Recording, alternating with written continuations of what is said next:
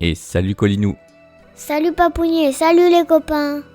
Comment se passe cette fin de vacances? Nous avec Papounier on a été en Bretagne. Avec ma maman on est allé en Italie, en Haute-Savoie. Et vous les copains, qu'avez-vous fait? Colinou, il est temps de commencer. Ok Papounier, on démarre l'épisode 4. Et qu'est-ce qu'on dit alors? C'est parti! Les histoires inventées de Colinou et Papounier. Avec papa, on vous partage les histoires qu'on imagine avant de s'endormir.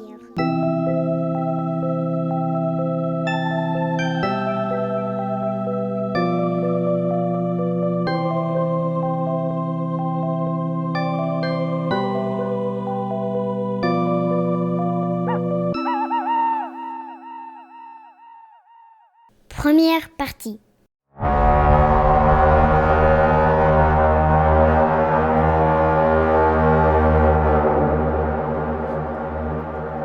Le monde dans lequel vit Aria est composé de plusieurs royaumes.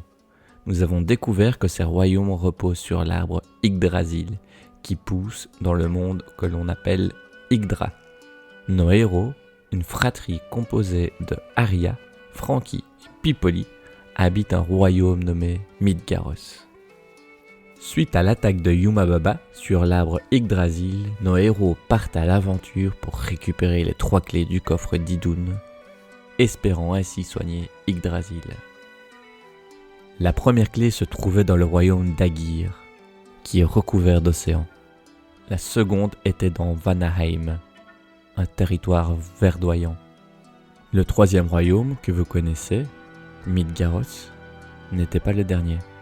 Il existe un 4e royaume composé de volcans fulminants et de rivières de lave. Ce royaume nommé Muspel est peuplé de créatures mythiques qui se nourrissent du magma en fusion. La 3e clé du coffre d'Idun se trouve dans l'un de ces volcans.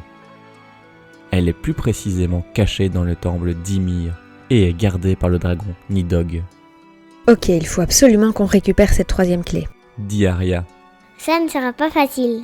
Même si le dragon Nidhogg provient de notre monde, il est l'une des créatures les plus dangereuses d'Yggdra. Les avertit Pipoli. Ok les gars, on arrive dans le royaume de Muspel.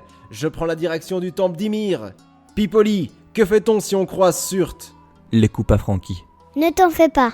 Depuis la défaite des géants lors du dernier tournoi de Ragnarok, Surt s'est assagi. Il a d'ailleurs décidé de céder son épée au temple d'Ymir. Nos héros pénètrent dans le temple d'Ymir. Une chaleur étouffante les accabla aussitôt. Ils découvrirent à l'intérieur des rivières de lave et des jets de magma qui retombaient juste devant eux. L'écureuil Ratatosque se cacha dans la chevelure de son ami Aria pour se protéger.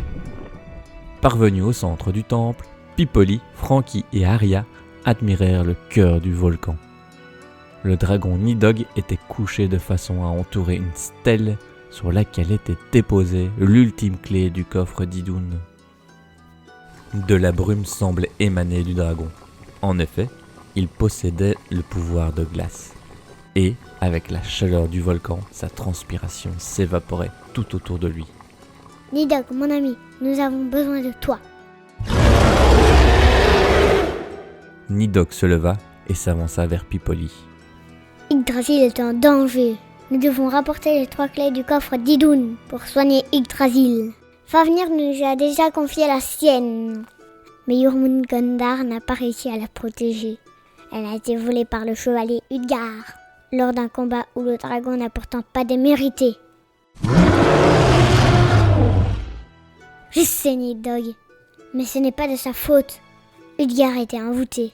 Frodi a subi le même sortilège. Heureusement, Aria, ma sœur, a pu la soigner. Mais nous craignons que Sigmund, le chevalier de granit, ne soit en route pour récupérer ta clé. Nous devons faire au plus vite. S'il te plaît, Nidhogg, aide-nous. Supplia Aria. Merci Nidhogg. J'ai apporté des morceaux de viande séchée pour te remercier. Tiens, attrape! Dit Franky. Pipoli se dirigea vers la stèle pour récupérer la clé, quand tout à coup...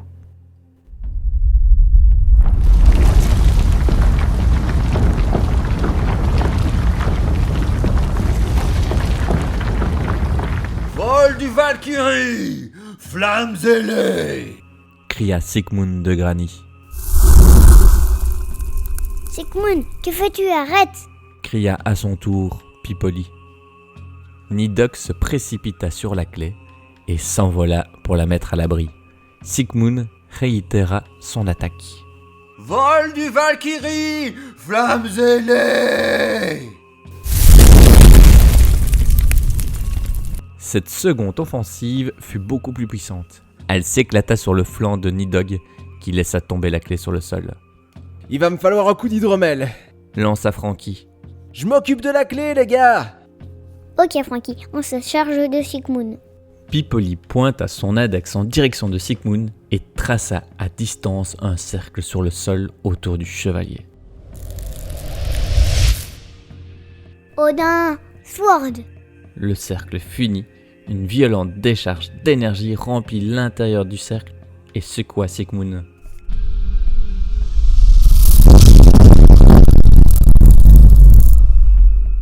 Sérieusement, tu crois pouvoir m'arrêter avec des coups aussi faibles, Pipoli?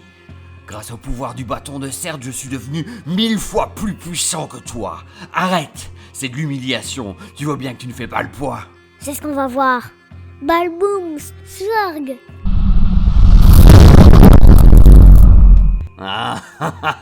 Tu passes aux choses sérieuses, Pipoli. Mais c'est inutile. Mon Odin Shield peut arrêter ton attaque en un clin d'œil. Shurino Sword!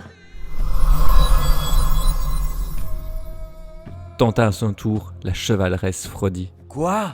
Frodi? Ah non! Impossible d'éviter 2 attaques simultanées! Regretta Sigmund. Frodi! Comme je suis heureux de te revoir parmi nous.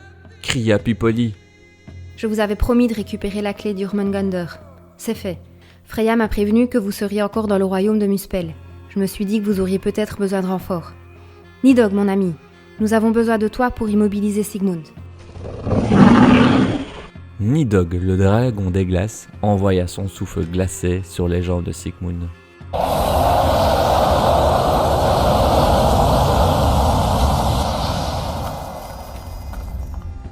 Non! Je ne peux plus bouger! Vous allez me le payer lorsque Yuma Baba viendra me chercher. Yuma Baba. Il commence vraiment à raconter n'importe quoi. Il est temps que je le sorte de son envoûtement. Dit Arya. Anneau de R, à toi de jouer. Un rayon magique frappa Sigmund qui s'évanouit aussitôt. Deuxième partie.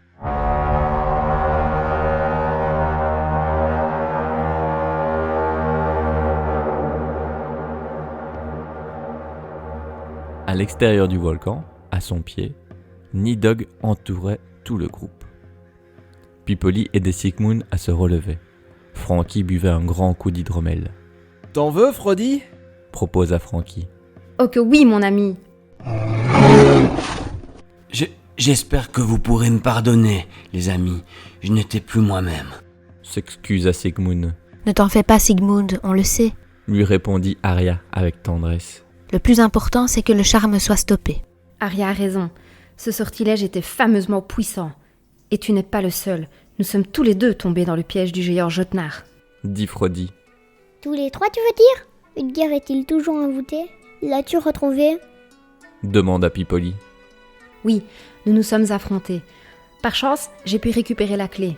Mais Utgard s'est une nouvelle fois échappé avec l'aide de Jotnar. Je lui réglerai son compte à ce géant. Il goûtera à mon hydromel. Je veux dire, à mon hallebarde. Dit Franky. Compte sur moi pour t'aider, Franky. Répondit Frodi. Mais ce n'est pas tout. Pendant notre combat, Utgard m'a révélé la façon dont nous avons été envoûtés.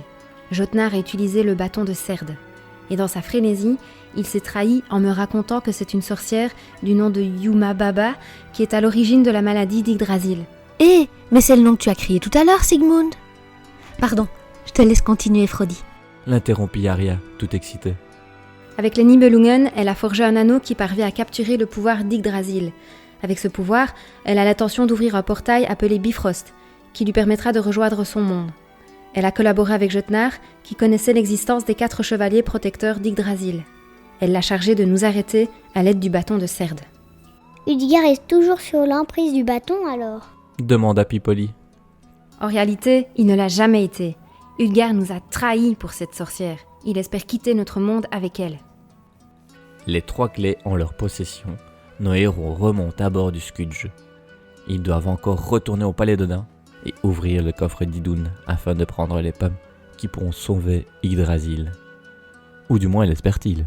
Mais Yuma Baba, aidé de Jotnar et de Udgar, n'a pas dit son dernier mot. Arya est Ratatosk sur son épaule. Ratatosk, retour à Midgaros pour ouvrir le coffre d'Idun. Pour Yggdrasil! Frodi, Sigmund, nous sommes les 3 derniers chevaliers protecteurs d'Yggdrasil. Le cheval, le sanglier et le dragon. Les animaux protecteurs de notre monde. Pour Yggdrasil. Cria Pipoli. Où est-ce que j'ai mis ma sacoche?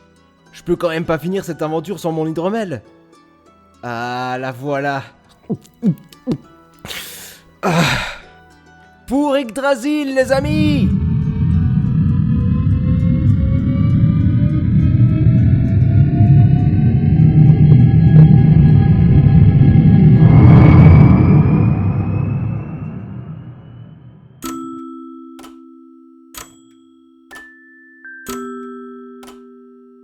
Et n'oubliez pas, vivez des aventures, imaginez des histoires et surtout vivez vos rêves.